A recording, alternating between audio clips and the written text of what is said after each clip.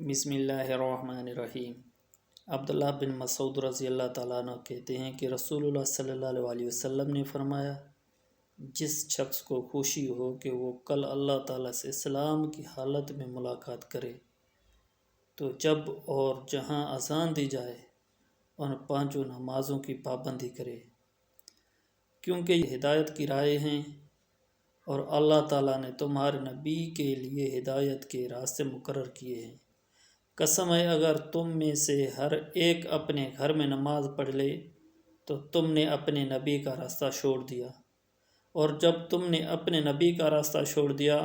تو گمراہ ہو گئے۔ ہم یقینی طور پر دیکھتے تھے کہ نماز سے پیچھے صرف وہی رہتا جو کھلا منافق ہوتا، اور واقعی طور پر عہد نبی صلی اللہ علیہ وسلم نے ایک شخص 2 آدمیوں پر ٹیک دے کر مسجد میں لایا جاتا اور وہ صف میں شامل ہوتا، اور جو شخص اچھی طرح وضو کرے اور مسجد کا ارادہ کر کے نکلے